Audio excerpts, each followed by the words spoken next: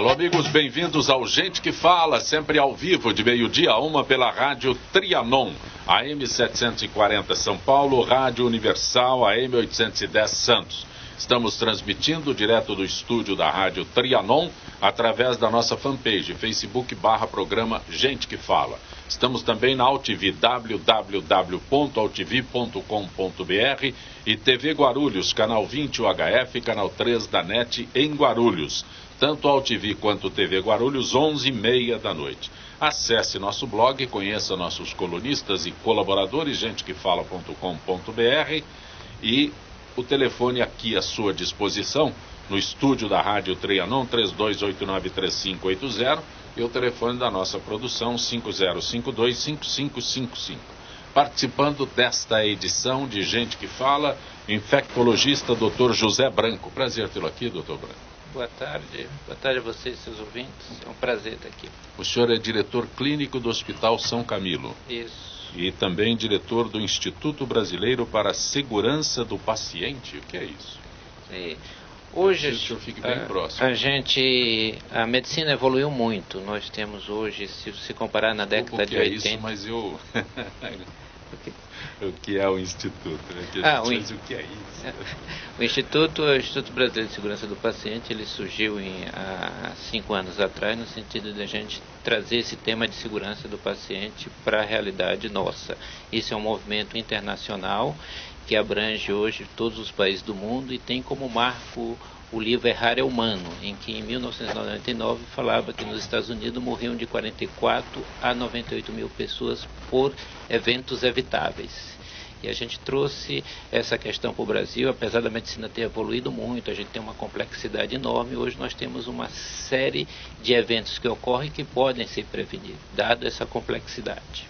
Dr. Daniel Rufato, cirurgião plástico. Prazer tê-lo aqui, doutor Daniel. Prazer novamente, a gente falar um pouquinho sobre a cirurgia plástica, né?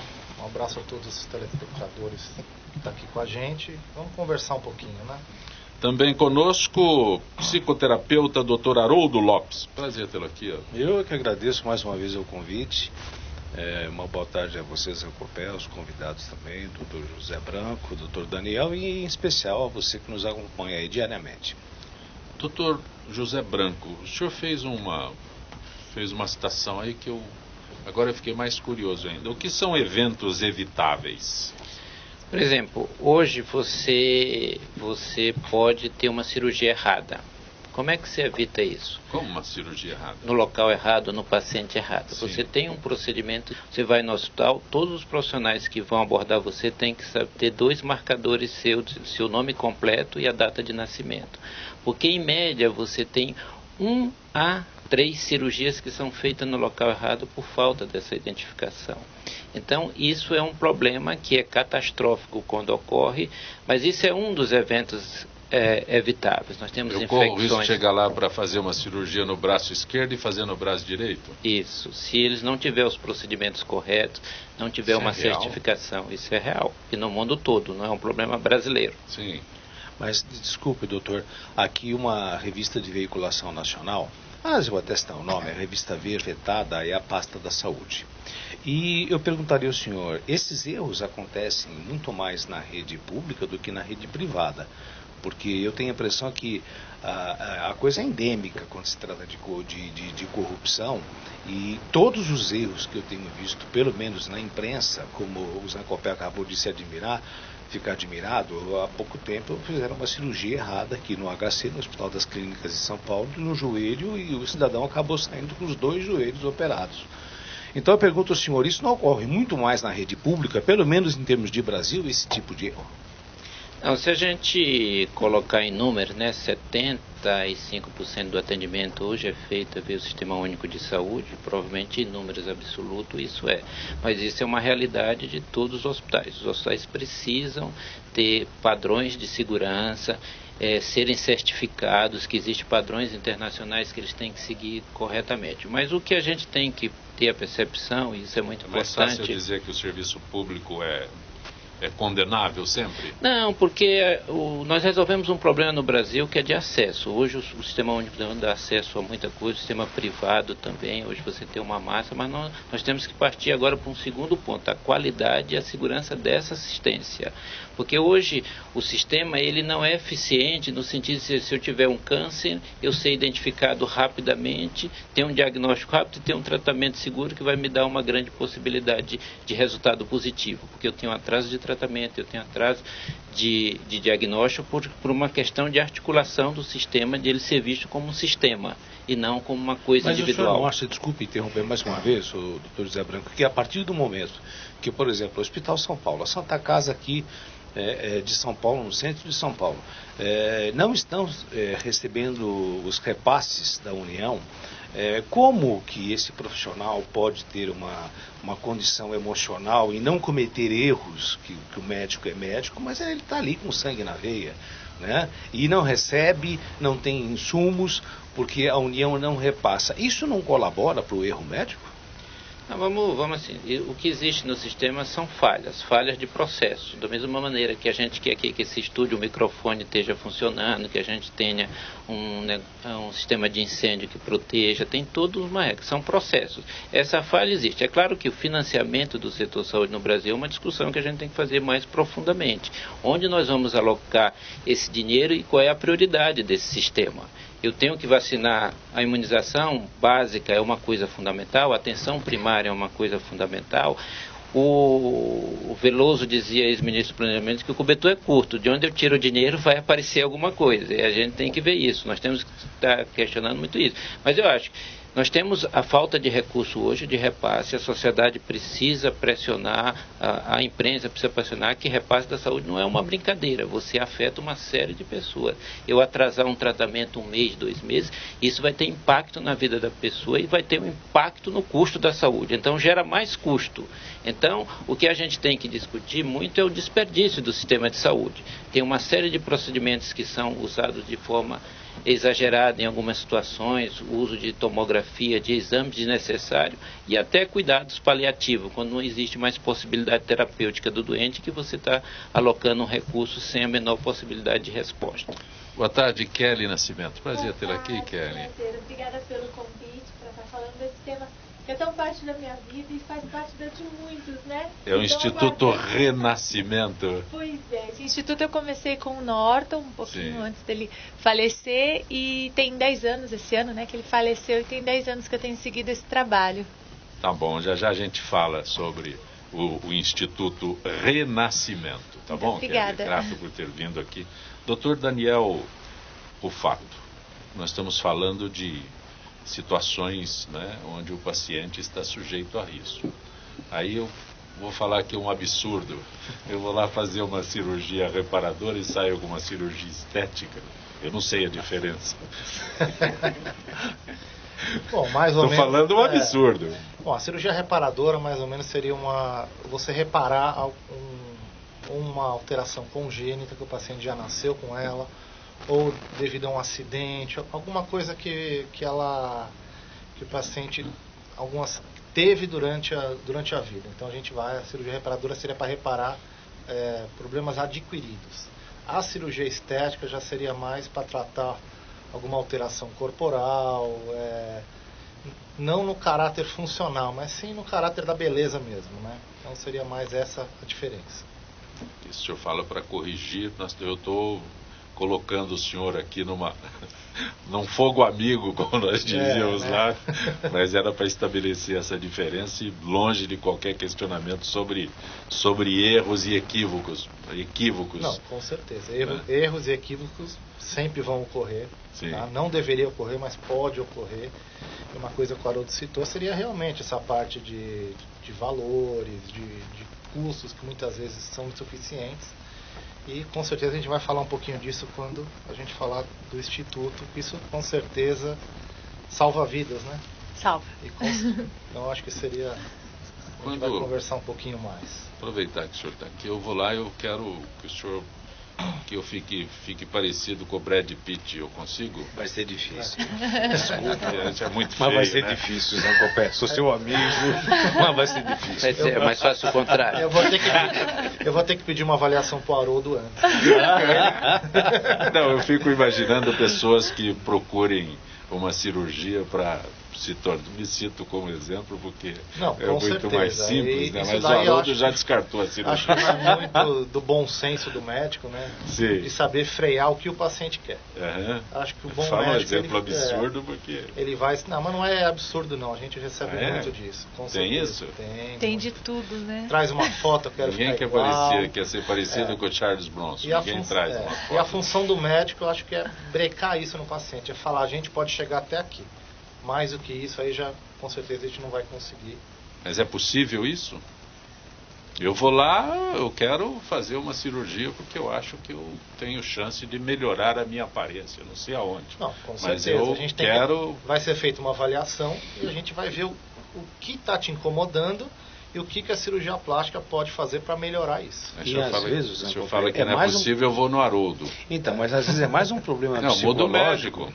Às vezes é mais um problema psicológico.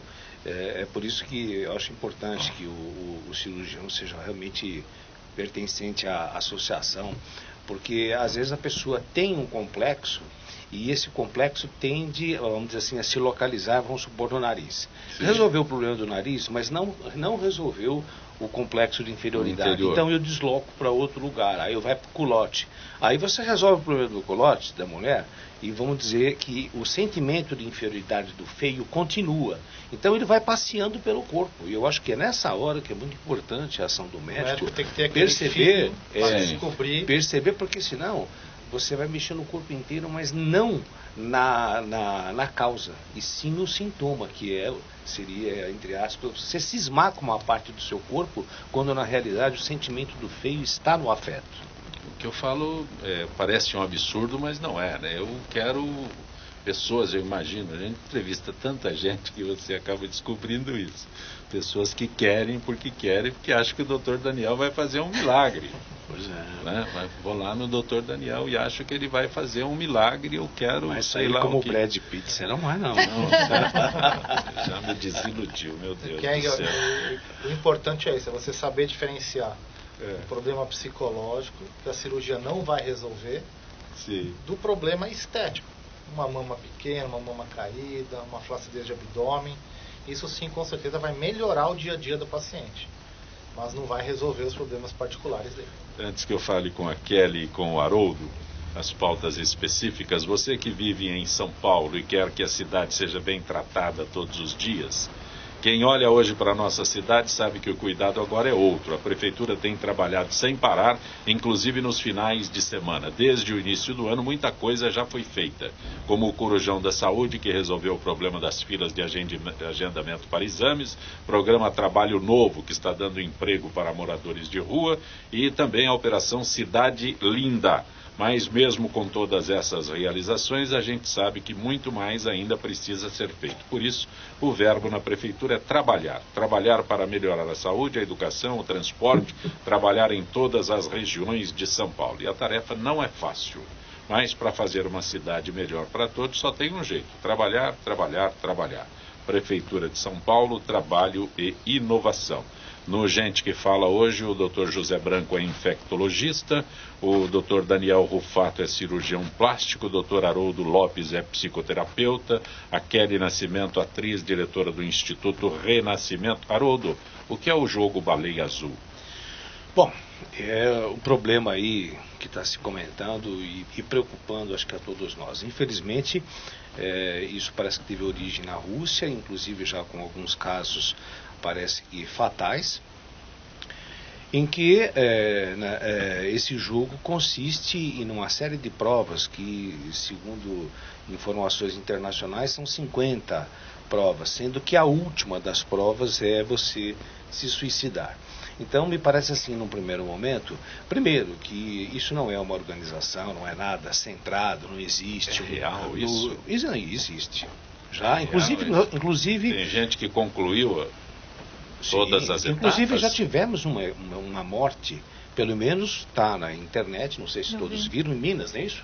Houve já um óbito, suicídio que foi consumado. Ou seja, é um grupo de pessoas que se caracterizam como curadores, mas na realidade são perversos, são pessoas que sofrem de transtorno de personalidade, isso se não forem realmente já psicopatas.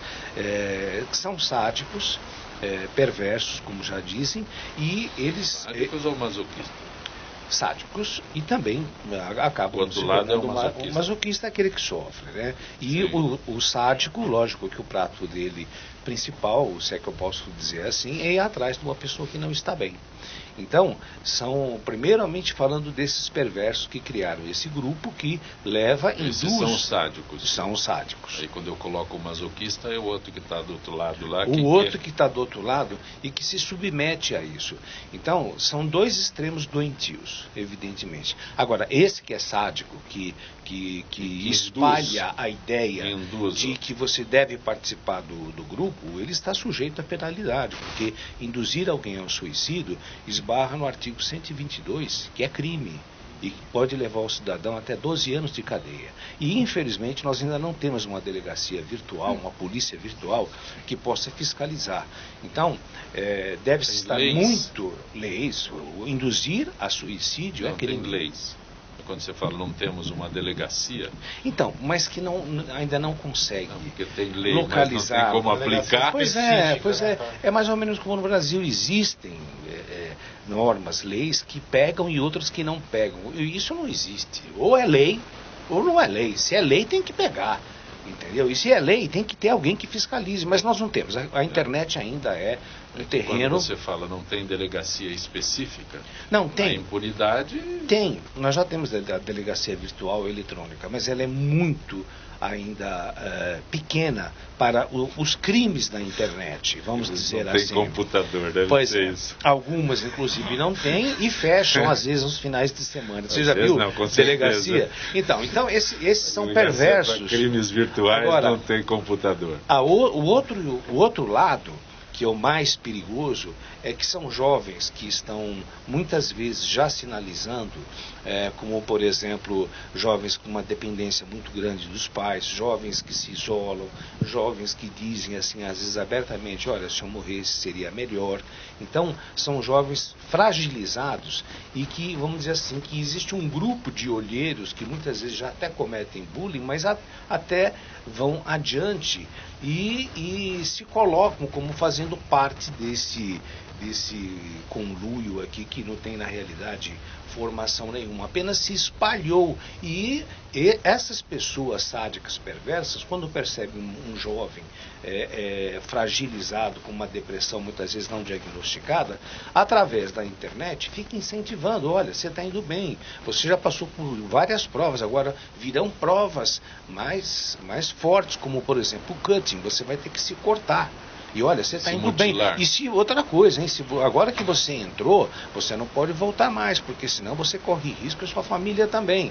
Então cria-se um inferno psicológico nessas pessoas fragilizadas. Porque você veja, um jovem com uma boa estrutura, com bom acompanhamento familiar, escolar, boas amizades, ele não vai chegar a esse ponto de se cortar. Agora, quem já tem inconscientemente ou conscientemente uma vontade, o instinto de morte bem aflorado, ele pode aderir a essa ideia desse grupo perverso, volto a repetir, criminoso, que se espalhou pelo mundo e que são várias pessoas, assim como nós não temos ainda um total controle dos pedófilos na internet, esse também é um grupo que tem atingido seus objetivos. Então, meu principal recado é o seguinte, isso existe, já tivemos um caso fatal no Brasil, parece que, eu estou passando o que eu vi na internet, que 130 casos ocorreram também na Rússia, né, de óbitos em função dessas pessoas que vão entrando 130 óbitos, na Rússia, isso, e que vão entrando no jogo desses perversos. Então, em primeiro lugar, são 3 posições que temos de estar atentos. Mudança de comportamento no jovem deve ser percebida rapidamente pelos pais, mas hoje nós temos pouco tempo. Todo mundo tem que fazer alguma coisa.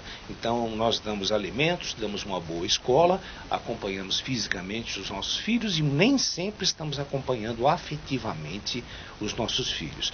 Um outro erro é o seguinte: ao dar um smartphone para o seu filho, ou então deixá-lo à internet, procure primeiro você, pai e você, mãe, conhecer os caminhos da subinternet, inclusive, que a maioria dos pais não sabem e de repente o jovem e o adolescente sabe.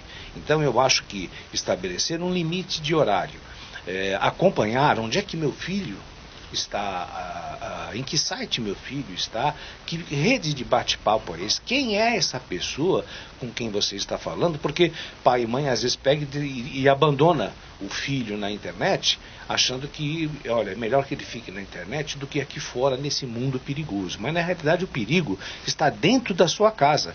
Então você que está me acompanhando agora, primeiro perceba o estado emocional do seu filho, porque ele está sendo vítima. Se é um jovem de opinião, dificilmente vai cair.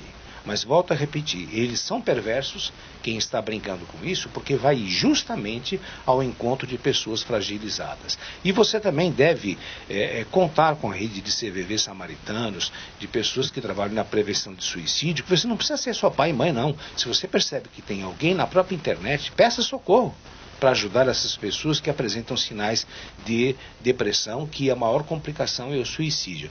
E os pais também deveriam estar um pouco mais presentes, porque muitas vezes, volto a repetir, hoje nós temos mais celulares no Brasil do que brasileiros. São mais de 200 milhões de celulares e a grande maioria com acesso à internet, ou seja, todos estamos sujeitos e menos brasileiros. Então que a família acompanhe a trajetória do seu filho na internet e, acima de tudo, que as autoridades rapidamente estejam atentas, porque, ao contrário do que está se dizendo, a pedofilia continua na internet e agora esse jogo perigosíssimo, porque é triste o que eu vou dizer, não gostam muito de comentar a esse respeito, mas na faixa de 15 a 24 anos é a faixa que mais morte. Os doutores aqui vão poder confirmar já. Diminuiu o índice de mortalidade infantil e também na terceira idade em proporção relativa, mas na faixa de 15 a 24 anos vem aumentando a mortalidade e a terceira causa de morte é o suicídio. Então são essas pessoas que são vítimas desses perversos, desses amorais, que não têm sentimento, falam em sentimento, mas na realidade não sente. Essa é a característica do psicopata.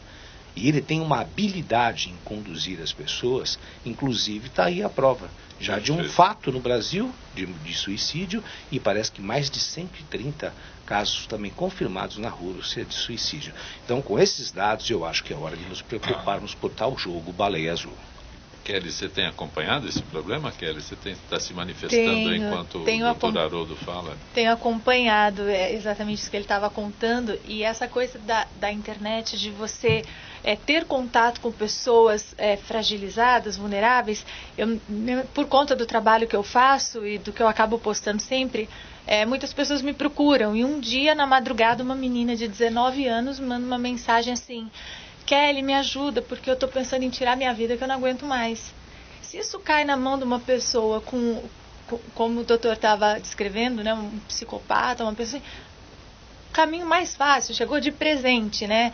Aí eu fui acompanhando, conversando com ela, ela me deu o telefone dela, liguei para ela, nós conversamos. No outro dia a mãe dela me procurou e, graças a Deus, com o tempo a menina estava bem, ela procurou ajuda na cidade dela, né? Mas acontece mesmo, é bem sério essa coisa, que hoje a nossa vida é tão corrida, né? Eu não tenho filhos, mas imagino que para quem tenha seja uma... Mas o Haroldo colocou muito bem. Hoje a questão do suicídio é uma questão grave. Hoje é entre a terceira, quarta causa de morte. Existem ações da Organização Mundial de Saúde para prevenir. Existe hoje uma questão existencial aí, o Haroldo pode falar melhor da gente, de sonhos, de desejos, do que a sociedade permite que a pessoa possa crescer, e a gente tem que ver isso como um problema de saúde pública. Isso não é uma coisa simples. Nós estamos vendo com a questão da baleia azul a ponta do iceberg, mas existem várias outras situações que levam as pessoas ao suicídio hoje. Então nós temos essa falta de perspectividade. O jovem é a principal vítima, seja do desemprego, seja da violência. Hoje mais se morre de acidente de carro, de mortes, tiro, né, que são jovens que são as principais vítimas, porque falta muito espaço coletivo de agregar essas pessoas no sentido como políticas públicas, de trazer esse jovem para uma realidade melhor do que a que eles vivem. Nós somos um país pobre ainda, com pouca oportunidade, e o poder público tem um papel importante, e todos esses movimentos de entidades não lucrativas que fazem no sentido de melhorar essa situação do jovem, mas isso é uma preocupação importante hoje. Kelly, esse trabalho que você realiza, você faz teatro, mas tem uma mensagem específica. Você é atriz, faz teatro com uma mensagem específica. Então, quando eu tive a experiência, né, em casa do Norton ter passado pelo transplante de coração, a gente ficou pensando como que a gente... 10 anos. Fez 10 anos que ele faleceu. Ele ficou 4 anos transplantado, faleceu de hepatite. E tem 10 anos agora, esse ano vai fazer que ele faleceu. Nós conversamos com ele aqui na Rádio Trianon, logo nesse período de transplante, no jornal que a gente apresentava aqui de manhã com o Durval. Sim. Durval pois Monteiro. é. E ele faleceu no Natal de 2007, deixou meu ano novo, meu fim de ano bem animado. Mas assim, acabou deixando uma história que continua ajudando muito as pessoas, né? A gente queria falar para as pessoas sobre a doação de órgãos, mas sem enfatizar a morte, mas enfatizando o quanto cada um de nós pode gerar vida. E como hoje, pela lei, somente a família pode autorizar, não adianta estar mais nenhum documento, né? Só vale para lembrar, mas legalmente só a família autorizando. Então trouxe para a ideia da gente falar sobre essa importância do diálogo dentro de casa, da gente ter esse tempo de conhecer a vontade do outro, para na hora necessária a gente poder realizar. E nós estreamos em setembro, né, no mês de incentivo à doação de órgãos de 2007, ele faleceu em dezembro. E no ano seguinte eu pensava assim, poxa, ele faleceu, embora eu tenha um trabalho e tudo, mas ele era o nome conhecido de tudo, né? E aí as empresas, a imprensa acabaram me procurando para falar, mas se é a família que faz a doação, por que trabalho? Eu falei, essa é na hora da dor que a gente doa, vamos lá. E aí vai fazer 10 anos que eu sigo com isso, em tudo que é lugar, palco, presídio. Tive no presídio a semana passada, semana retrasada. Vou estar fazendo no teatro agora em junho para falar para uma peça. Você montou uma peça de teatro com essa mensagem, com esse contexto de doação, né, da palavra doação em vários sentidos da vida, e no final eu passo um vídeo com pessoas que puderam começar uma outra vez e pessoas que não puderam porque não receberam a doação, e aparece o Norton no dia da estreia com os pais do doador do coração, e ele falando uma frase que a mãe do doador disse, né? Ela falou, Norton, tem um pedaço meu aí dentro.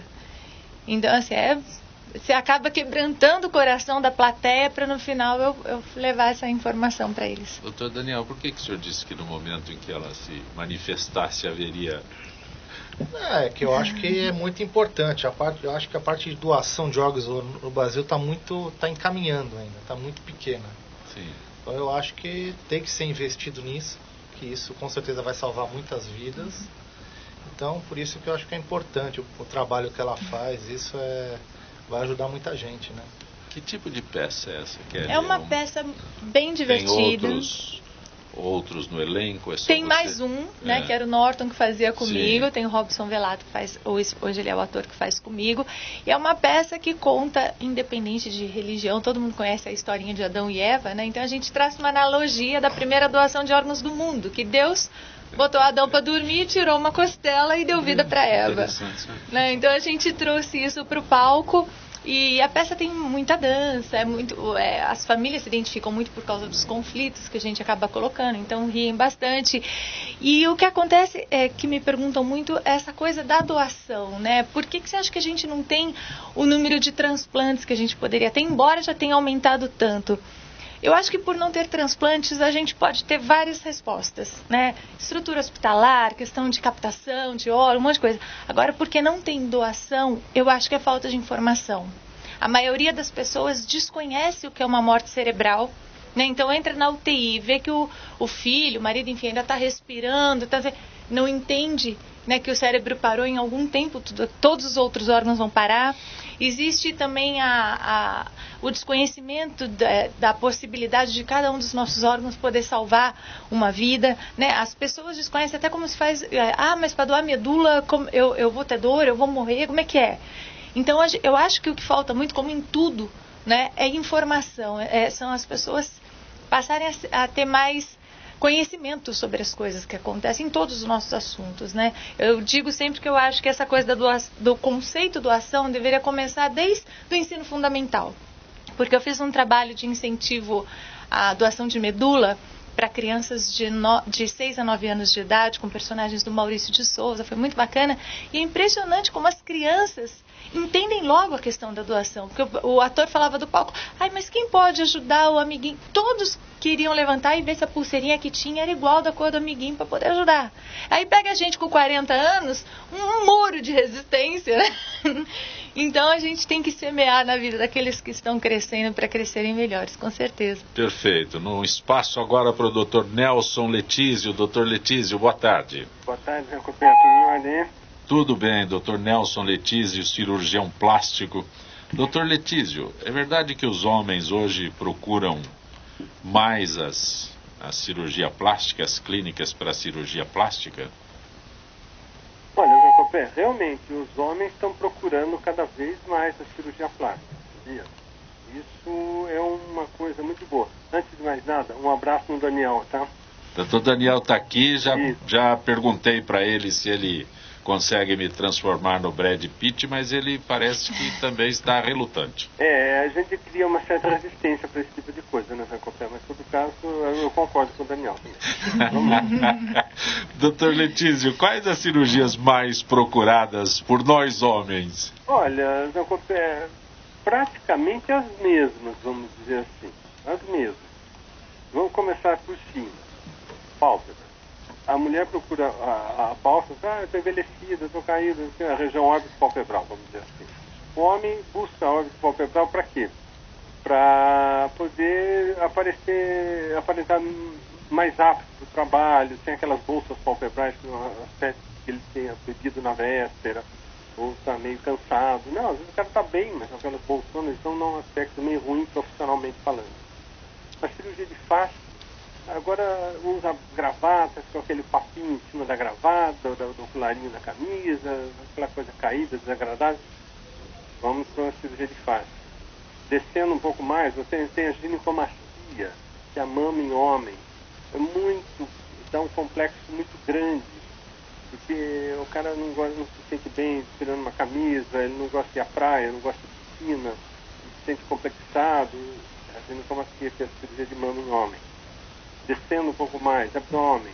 Aquele abdômen distendido do cara que toma muita cerveja não é cirúrgico. Entende? Ele tem que fazer um outro tipo de abordagem. Mas hoje, no pós-bariátrico, é muito comum você ver homens que fazem cirurgia bariátrica que tem uma perda ponderal de 40, 50 quilos. Então tem uma flacidez muito grande de abdômen. Então, lipoescultura, tem um pneuzinho, tem um abdômen, tem isso aqui. O nariz. Meu nariz é grande. Antigamente o pessoal chegava, tem desvio de septo, não respiro direito, mas já que você vai mexer, será que você poderia dar uma ajeitadinha? Agora não, o paciente já chega, nossa, meu nariz é feio, meu nariz está grande, meu nariz é adulto, e eu já não respiro bem, então você já aproveita e mexe na parte interna. Então, realmente, as cirurgias são praticamente as mesmas, né?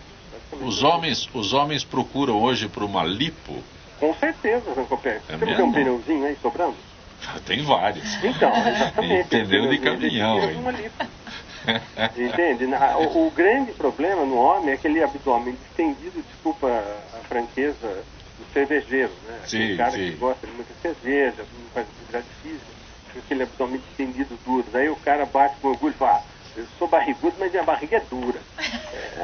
Eu não tenho nenhum mérito disso. Ao contrário, então é ruim, porque ele está com um problema de distensão de vísceras. Então é complicado, né, Zé Copé?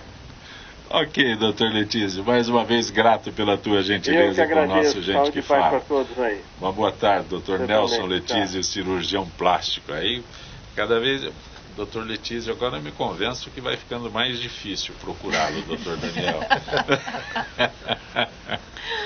Você que vive em São Paulo e quer que a cidade seja bem tratada todos os dias, quem olha hoje para a nossa cidade sabe o cuidado que agora é outro. A Prefeitura tem trabalhado sem parar, inclusive nos finais de semana. Desde o início do ano, muita coisa já foi feita.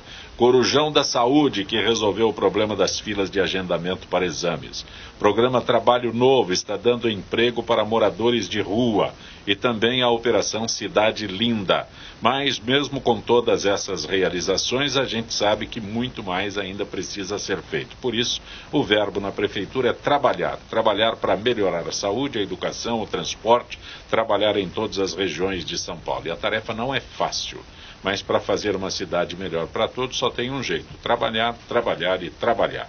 É a meta da Prefeitura de São Paulo: trabalho e inovação. Conosco hoje nesta edição de Gente que Fala, psicoterapeuta Dr. Haroldo Lopes, cirurgião plástico Dr. Daniel Rufato, a atriz Kelly Nascimento, que é diretora do Instituto Renascimento, Dr. José Branco, é infectologista. Dr. José Branco, o senhor falar uma novidade para o senhor, que o Brasil tem de novo febre amarela, essas coisas todas, e a vacinação, ela é eficaz? A vacina da febre amarela é altamente eficaz e ela é uma vacina que custa $2, então ela é fácil. O problema que a gente precisa analisar é a questão de um país continental como o nosso, em que eu tenho a política pública, em que o município tem que cuidar de algumas ações básicas e esse prefeito e esse secretário de saúde não tem nenhum treinamento, é aquilo que a Kelly falou, que ele tem que cuidar das áreas básicas, e a gente fica com uma cobertura vacinal muito pequena, abaixo de 50%, que foi onde a gente teve esses casos em Minas Gerais. E aí a população precisa entender que isso não é um caso. É claro que aumentou de 40 para 450 mil, é muito caso. Mas assim, a questão, ela pode ser bloqueada naquela região. Eu vacino todo mundo que está naquela região e eu consigo fazer o bloqueio daquela área em termos de vacinação. Porque a vacina, ela não é isenta de risco. As pessoas acima de 60 anos têm o maior risco de ter uma complicação da vacina. Se eu não vou para a região, ou se eu tenho mais de 60 anos, eu não devo ir para esses locais. O que falta para a gente é manter as políticas públicas. A vacinação da febre amarela, ela precisa mudar o foco em que eu tenho que vacinar todas as crianças, porque a recomendação hoje é que uma dose de vacina é suficiente para dar imunidade permanente. Eu consigo bloquear. É claro que a gente não tem febre amarela urbana desde dos anos 30. Então, de alguma forma, o que existe é a possibilidade disso ocorrer, porque o mesmo mosquito que transmite a dengue pode transmitir a febre amarela urbana. Esse é o nosso desafio. Mas existe política, existe uma recomendação da Organização Mundial de Saúde, ela monitora tudo isso, mas assim, nós não temos disponibilidade, nem estamos numa situação que precisa vacinar 100% da população brasileira. Isso é uma política bem específica que a gente vê, e não teria vacina, não teria como produzir essa vacina em grande quantidade. Eu acho que isso é uma educação de segurança, porque a gente não vê segurança do paciente só no momento que ele está no hospital, mas em toda a sua jornada durante a sua vida. Se eu estou lá naquela comunidade, a atenção básica tem que funcionar. Eu tenho que dar vacina, eu tenho que colocar meu programa de hipertensão para funcionar, meu programa de diabetes, a vacinação do idoso, agora acima de 60 anos, que é a vacina da gripe. Porque a Kelly não atingiu essa etapa ainda. Só nós da mesa. Tô a caminho. Eu estou... A prevenção, né? Eu estou exposto à necessidade de tomar essa vacina do idoso. Deixa ela por último. Eu posso tomar as duas? Pode. Não tem problema. A vacina é altamente eficiente. Nós temos que ter uma ideia bem clara da vacina da gripe. Ela reduz mortalidade. Sim. Reduz em torno de 40% as complicações da gripe, de pneumonia relacionada a uma gripe. Mas se você tomar vacina, você reduz, e reduz internações hospitalares por complicação da gripe. Então isso tem impacto econômico, eu consigo reduzir fortemente nisso. Então, isso é uma coisa muito especializada. Eu tenho que ter essa informação disponível no site, mas o médico, ele não, devido ao conhecimento que a gente tem hoje, ele dominar todos os assuntos. Então, assim, não vai ver seu médico se você pode tomar a vacina da febre amarela. Não, muitas vezes é um clínico muito bom ele é um clínico bem conceituado, mas ele não tem o conhecimento suficiente para dar uma opinião nisso. E a propaganda faz muito isso. Não é possível. Hoje eu tenho um conhecimento que tem que ser claro. Quem é a pessoa que se beneficia com a vacina da febre amarela? Quem é as pessoas que se beneficiam com a vacina da gripe? Isso é uma política também de segurança.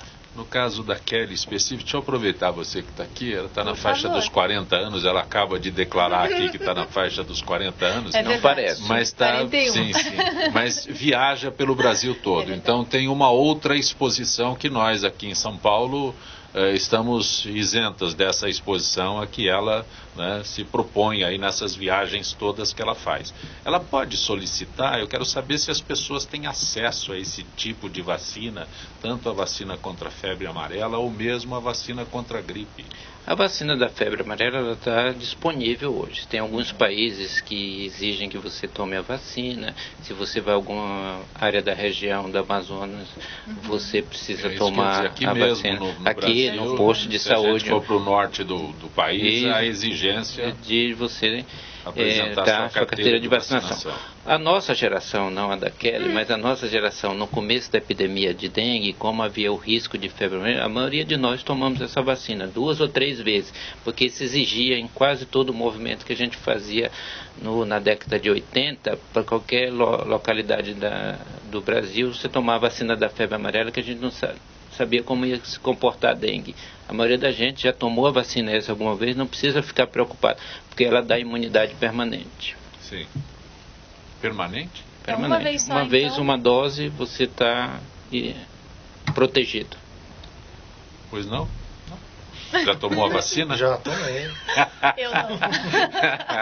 Por quê? Porque é a área de risco, é isso? Eu gosto de vez em quando ir pescar, então a gente vai para Mato Grosso, Amazonas, então Está você exposto. tem que se prevenir. Mas a de gripe eu não vou perguntar. Começou Também tomo, segunda-feira. sim. Começou segunda-feira. O Kelly, a Flávia das Perdizes pergunta: enquanto a participação de artistas em campanhas pode ajudar a conscientizar a população sobre problemas de saúde? Acho que muito, né? A pessoa pública que tem diariamente através das novelas, ou cantor, enfim, quer que seja, eles têm muita influência, né, na opinião do povo. Então isso ajuda bastante. Eu me lembro que assim, quando o Norton passou pelo transplante, como mudou a conversa das pessoas nos lugares que a gente chegava, né? A receptividade à informação de uma pessoa que eles se identificam, que eles se sentem próximos, né? As pessoas acabam recebendo de uma maneira muito melhor. Então eu acho fundamental, até tipo, quando novelas abordam o tema, a gente vê como muda o quadro, né? Mas é só momentâneo. O triste é isso, é pontual. Quando uma novela aborda o problema... É pontual. É pontual, é momentâneo. A novela que aborde um problema de vacinação, é pontual, como o Dr. também. Branco se referiu aí, aí imediatamente, mais uma semana depois, passou o efeito. Infelizmente, as emissoras não têm como se comprometerem em estar Não. em todos os trabalhos abordando alguma coisa, mas no momento que elas abordam, a gente vê que tem uma diferença. Eu acho que assim, nós deveríamos ter partindo, uma coisa que é um sonho, né, o mundo dos sonhos, mas do governo, ações que promovessem o conhecimento, utilizando o que a gente tem da influência do artista, né, as informações médicas todas que a gente tem nos vários lugares, né? E que não necessitasse só da iniciativa de uma emissora para fazer isso, mas com certeza ajuda muito. Dr. Daniel Rufato, a Juliana da Vila Prudente pergunta se o Brasil pode ser considerado referência na área da cirurgia reparadora. Sim, reparadora. Sim, é uma referência mundial. O Brasil hoje é a segunda maior sociedade de cirurgia plástica do mundo. Ela está atrás apenas da americana. Mas o Brasil é uma referência, tanto em cirurgia estética como cirurgia reparadora. O Brasil hoje está entre os melhores do mundo. Porque a gente ouve falar daquelas pessoas que vêm do exterior aqui para cirurgia estética, isso, né? Vem todos que a cirurgia estética é o que dá mais mídia, né? É o que vende para a população, para a mídia. Mas hoje a gente tem a cirurgia reparadora, ela trata o câncer de mama, a reconstrução. Mas isso não tem alcance para uma divulgação. Se procura aqui essa referência na cirurgia reparadora, não é divulgada. Não é divulgada porque, vamos falar numa linguagem mais popular, não vem de jornal, né? Sim. Mas a gente tem tratamento de queimado. Só o teu jornal aí. O Norton fez uma cirurgia reparadora, porque ele teve muitas escaras e algumas muito profundas, então ele precisou fazer reconstituição, uma reparadora. Mesmo sendo aquele negro lindo, ele precisou, entendeu? Com 40 anos. Isso hoje, vamos dar um exemplo, a gente tem um hospital aqui em São Paulo que é uma referência, seria a ACD. Sim. Então a ACD hoje, a parte de cirurgia plástica, ela é muito importante para quê? Para colocar o paciente para iniciar a reabilitação. Então, problemas de escara, vários outros problemas que podem ocorrer, a cirurgia plástica ajuda a acelerar esse processo para o paciente voltar para a sua vida do dia a dia, claro, com as suas limitações, mas com certeza. Doutor Haroldo Lopes, o Marcos de Pinheiros pergunta se o uso excessivo de celulares e redes sociais está tornando os jovens mais vulneráveis a todos os tipos de problemas. Inclusive já há trabalhos mostrando, por exemplo, que pessoas que ficam muito tempo nas redes sociais se acidentam mais. Eu fui ler, mas qual? Se acidentam mais? Eu fui ler. Machuca o dedo? Não, o que acontece é o seguinte, aquele jovem que fica, por exemplo, 3, 4 horas numa rede social, ou então qualquer jogo, 3, ou então brincando lá no smartphone, 3, esse negócio 4 horas todo. no computador é possível, mas no smartphone? Sim, falando com outras pessoas, ou seja, ao invés do jovem estar se exercitando, como na nossa época... Ele é jovem, então nada disso para ela é surpreendente, mas me surpreendo. Olha, é diferente da minha geração mesmo, para os que têm 20 e poucos anos, eu olho e falo, gente, como que conseguem ficar... Mas o problema você vai no metrô, as pessoas... Em restaurantes, todo mundo na mesa... Quantas crianças, eu digo até crianças que estão entrando para a adolescência, chega e fala, pai, é meu aniversário, o que eu quero? Eu quero um smart com a internet, com tudo. Por quê? Porque lá na classe, né, até os professores têm que tomar atitudes, porque o pessoal, às vezes, lá da carteira da frente, está falando com o último de trás pelo smartphone. Eu vou mais longe ainda, Haroldo. Meu filho de 7 anos, ele quer um computador e um celular. Pois é. 7 anos. Pois é. Há 2 anos, com 5 anos, ele já ligava. E domina celular, com mais habilidade. Coisa que a gente... Mas então, doutor Daniel, sabe... Por que você acaba se acidentando mais? Porque enquanto aquele adolescente que nós, que somos aqui mais antigos, como já foi dito, a única preservada aqui é aquela. O termo preservado foi ótimo. Nós, no início da adolescência, nós jogávamos futebol, nós estávamos empinando pipa, rodando peão, jogando taco no meio da rua, ou seja, nós tínhamos muito mais atividade física. Rodando hoje, taco, você é velho, jogando taco, nós somos velhos, você também jogou. Então, ela não sabe o que é. Até com o lembra do tripézinho de madeira. Então o que acontece? Hoje, quando o sujeito fica muito tempo sentado, ele demora mais para se desenvolver nos seus aspectos motores. Então, o que acontece? O dia que vai pular um muro, quando pula, quebra a perna, quebra um braço, porque não sabe nem cair. Tem aquela linguagem. Eu falei, meu Deus do céu, você entra. Eu de vez em quando pego para ir para o consultório, prefiro pegar o ônibus no corredor, que eu faço em 9 minutos. Sim. Pelo menos nesse trajeto, para mim, é uma maravilha. Eu fico impressionado com o número de pessoas que estão, todo mundo ali digitando. Não tem nem medo de ser assaltado. E outra coisa, né? Nós estamos humanizando, de certa forma, esses aparelhos, quando o importante é fazermos o que estamos fazendo aqui. Eu olhar nos olhos de todo mundo e vocês também nos meus olhos, para que eu perceba realmente o sentimento. Né? Essa é uma relação humana de trocas. Agora, humanizar um aparelho, isso tem criado uma série de problemas, e volto a repetir, às vezes é um inimigo que está dentro da sua casa falando com o seu filho. Quantos e quantos casos de pedofilia, inclusive de tráfico de pessoas, que é alguma coisa que vem aumentando no país, e uma das ferramentas, ou se não a mais utilizada, é justamente a internet, as redes sociais. Então, acompanhar com quem o seu filho está falando, quais são os sites que o seu filho frequenta, e também ter conhecimento de uma subinternet que nós nem acredito que talvez aquele. Já falou 3 vezes aqui sobre internet. São acessos completamente desconhecidos pela maioria das pessoas, em que certos indivíduos, assim, num primeiro momento, estão blindados e podem fazer convites de todas as formas,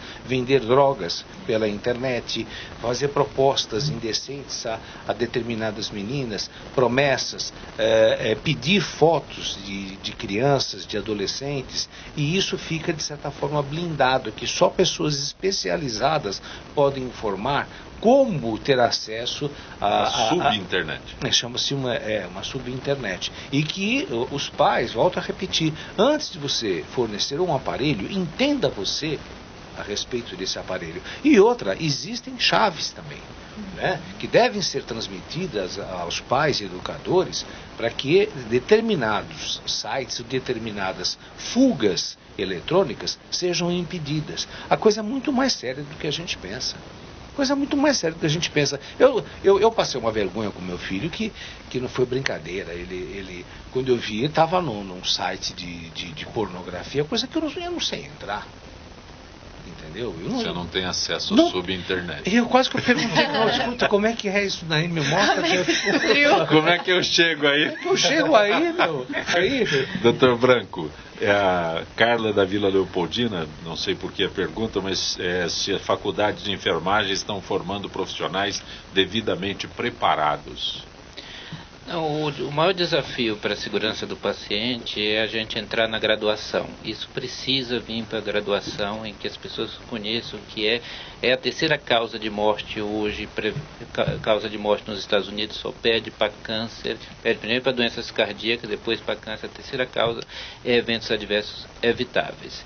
E isso eu preciso levar para a graduação, eu preciso todos os profissionais, médico, enfermeira, farmacêuticos, fonoaudiólogos e toda a cadeia precisa entender que esse evento existe, que nós precisamos ter uma outra formação na graduação, é trabalhar em equipe, porque eu não consigo mais dar uma assistência de forma segura e de qualidade se eu não envolver todos os profissionais. Eu preciso do médico, eu preciso da enfermeira, eu preciso do fisioterapeuta, eu preciso da fono, eu preciso da nutrição, todos eles precisaram para me dar uma assistência segura. O Norton sobreviveu ao transplante, porque existia uma equipe multidisciplinar cuidando dele e evitando, tem vários, por exemplo, uma úlcera de pressão, esse cara que foi citado aqui, é um evento prevenível.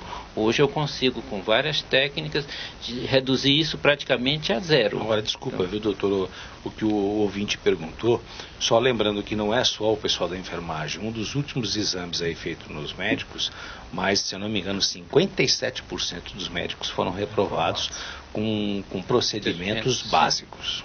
Não, isso é uma questão que a sociedade precisa discutir de uma forma efetiva.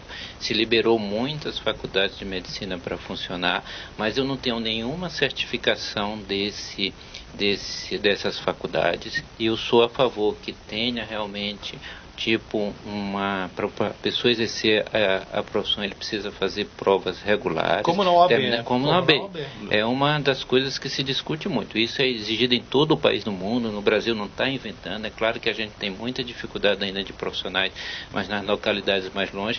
Mas isso é política. Você precisa definir e dizer assim. E a mesma coisa do setor público. Se hoje a maioria, a maioria dos médicos estudaram em boas faculdades, e essas faculdades são públicas, eu de alguma forma tenho que devolver isso para a sociedade, porque ela me custeou. Então eu tenho que pegar e colocar esses médicos no início da sua formação em locais onde chega, para não ficar discutindo sobre médico cubano, não.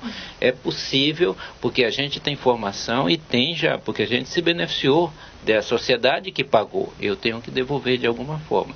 Eu acho que o desafio é esse, trazer uma graduação mais responsável, do mesmo jeito que eu quero que certifique as faculdades todas, que a gente tenha um profissional que tenha uma prova para ver se ele tem condição de exercer a profissão, da mesma coisa que a gente tem que certificar os hospitais se estão dentro de boas práticas. Hoje, menos de 5% dos hospitais são certificados, ou têm uma acreditação, como a Organização Nacional de Acreditação no Brasil. Enquanto isso, nos Estados Unidos e no Canadá passa de 90%. Então é um dos maiores. O índice é inverso. Dr. José Branco, nós estamos no finalzinho do Gente que Fala. Tem alguma forma de contatá-lo mais rapidamente? O senhor que é diretor clínico do Hospital São Camilo, Instituto Brasileiro para a Segurança do Paciente, algum site? Tem um site, www.segurançadopaciente.com.br. tem o maior portal da América Latina sobre esse tema. Nós temos mais de 130 mil acessos por mês. Temos gama de seguidores no Facebook. As pessoas podem entrar lá e ter uma ideia dessa problemática, que isso faz parte do nosso dia a dia. Grato por ter vindo ao nosso Gente que Fala. Eu que agradeço. E somos jovens, não somos tão velhos, vamos só corrigir aqui a guerra. Daniel Rufato, como localizá-lo mais rapidamente? Também nas redes sociais, procurar por Daniel Rufato. O seu Rufato é com 2 T's. Um F, 2 T's. Pode mandar perguntas que com certeza a gente vai responder para quem tiver interesse. Grato por ter vindo ao nosso Obrigado. Gente que Fala. Dr. Haroldo Lopes, psicoterapeuta. Onde eu encontro, onde eu ouço, onde eu assisto. Esses 30 minutos que você vai me fornecer para dar os todos os seus endereços. No meu Facebook, Haroldo Lopes Psicólogo, é onde mais eu tenho me manifestado. Eu vou deixar também meu telefone, que todos têm acesso. Aqui em São Paulo, 011, 999196021. E comunicar também que... é 999196021. E também dá um alô pessoal aí, que eu agora também estou lá na Rede Brasil, todas as terças-feiras às 17 horas, no programa A Tarde Show com a Nani Venâncio, que manda um abraço para você. Grande abraço, Haroldo Lopes. Kelly, aqui as damas são por último. Eu não sei. É bom que fala o quanto quer, tem isso lá. O Instituto Renascimento, você tem uma agenda já? Tenho, na verdade eu vou deixar 2 recadinhos. O primeiro é que as pessoas falem para suas famílias que querem ser doadores de órgãos, porque morto não fala, então a família precisa saber da sua vontade e poder a gente fazer alguma coisa mesmo depois que vai por alguém, né? Eu tenho o site do Instituto Renascimento, que é institutorenascimento.org.br, ou na minha página do Facebook, Kelly Nascimento, que as pessoas também encontram onde eu estou com a peça, podem me perguntar o que quiser, enfim, estou à disposição. Grato por ter vindo Muito ao nosso obrigada, obrigada mesmo. Tem que informar as pessoas que elas podem ser úteis também depois da morte, né? Dá para aproveitar tudo. Grande abraço. Grato. Obrigada, Deus abençoe. Gente que Fala tem a direção geral do jornalista Fausto Camunha, diretora de produção Zenilda Salvato, redação Pedro Esquiavon, produção cultural Ricardo Godoy, na Rádio Trianon, Benê, Cléo Rodrigues, Neildo Neres, Ricardo Valim, Sérgio Souza, na direção da TV Guarulhos, Fernando Mauro, na direção da UTV Alberto Luquete, na técnica James Eduardo, Paulo Afonso e Iago Matsumoto. Estaremos de volta amanhã, meio-dia. Gratos, até lá.